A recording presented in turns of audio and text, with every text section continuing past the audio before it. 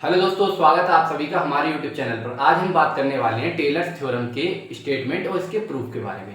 आइए देखते हैं टेलर्स थ्योरम क्या कहता है। देखिए, टेलर्स थ्योरम कहता है, इसका स्टेटमेंट कहता है कि लेट एक फंक्शन मानेंगे किस प्रकार की F of a plus H के रूप का V a function of H and F of a plus H can be expanded into increasing power of H. ये कह रहा है कि हम एक फंक्शन मानेंगे F of a plus H का, ठीक है, और उसके बाद वो एक्सपेंड करना चाहिए इंक्रीजिंग पावर ऑफ एच के रूप में। कैसे? इसके प्रूफ को आप देखेंगे तब आप समझ में आएगा आपको। सबसे पहले इसके सूत्र को देख लेते हैं। टेलर्स थ्योरम का सूत्र क्या कहता है कि f of a plus h बराबर f of a plus f dash a h plus f double dash a h square upon 2 factorial और f triple dash a h cube upon 3 factorial. इस प्रकार ये आगे एक्सपेंड होता चला जाता है इनफाइनाइट तक, यानी कि एन नंबर्स तक जाता है, एन नंबर्स तक जाता है। आगे आप लिखना चाहें तो ये आप ऐसे भी लिख सकते हैं कि एफ एन और ए एच का पावर एन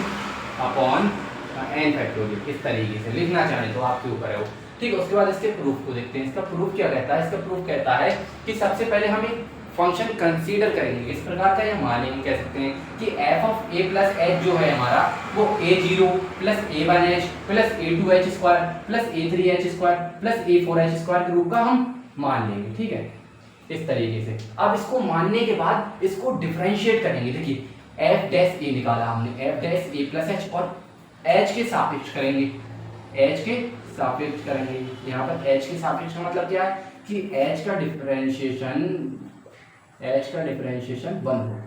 इस तरीके से करेंगे।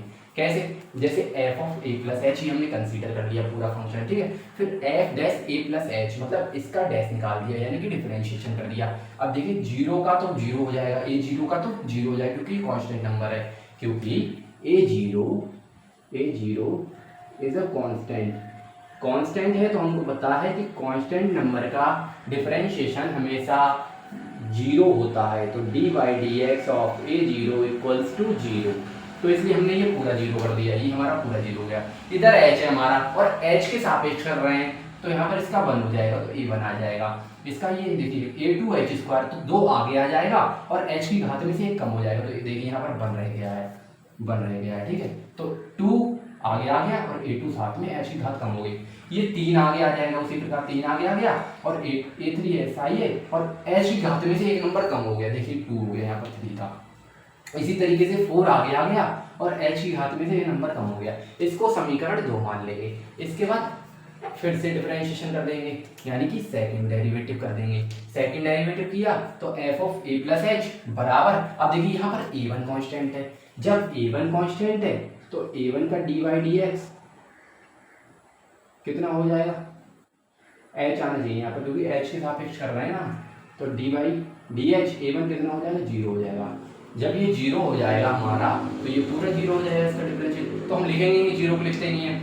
इधर देखिए 2a2h, यहाँ पर सिंगल h है तो h का कितना हो जाता है, 1 हो जाता है, तो हमने लिखा ही नहीं, खाली 2a2 लिख दिया है। उसके बाद देखिए ये 2 आगे आ जाएगा तो 2 2 सा 6 हो जाएगा, ठीक है। a3 हमारा ऐसा ही रह जाएगा, h में से एक घात कम होकर h रख दिया, प्लस इसको देखिए 3 आगे आ जाएगा हमारा, फिर 4 3 12 a4 और h की घात 2, क्योंकि एक घात हम कम करते हैं। इसी प्रकार इसको समीकरण 3 मान लेंगे।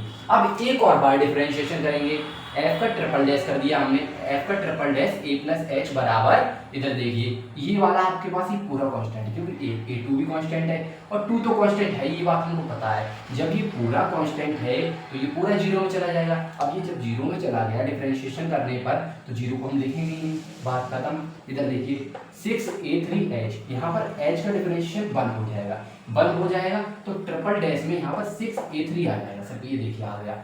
इसके बाद देखिए ये 2 आगे आ जाएगा, ठीक है। फिर 12 2 सा 24, तो 24 हमारा आगे आ गया और h में से एक घात हम कम कर देते हैं, कम कर दिया, यहाँ पर एक घात रह गई। इसको समीकरण 4 मान लेंगे। अब हमारे पास 4 समीकरण आ गए, ठीक है। फिर हम क्या करेंगे, ये जो h आए ना इन समीकरण में, इनमें h आए, यहाँ पर हम टेकिंग h कर लेंगे, मतलब पूरी समीकरण में h बराबर 0 रख देंगे।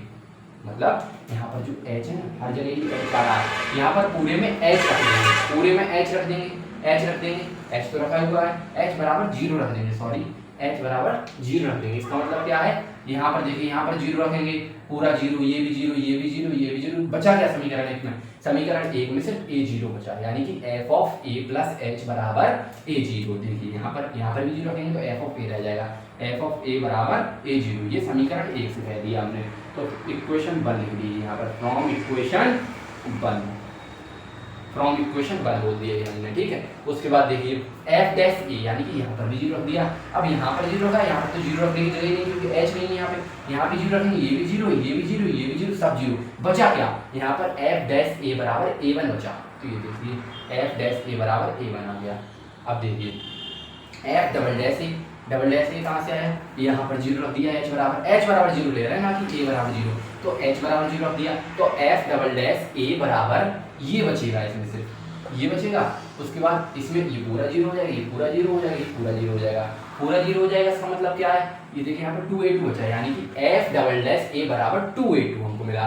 अब एफ ट्रिपल डैश की बात करते हैं, F triple dash a plus zero, तो एफ ट्रिपल डैश ए रह जाएगा, एफ ट्रिपल डैश ए आ गया, ठीक है। उसके बाद देखिए पूरा कांस्टेंट नंबर है, यहाँ पर एच रखने की जगह नहीं है। जब जगह ही नहीं तो एच बराबर जीरो कहाँ पर रखोगे?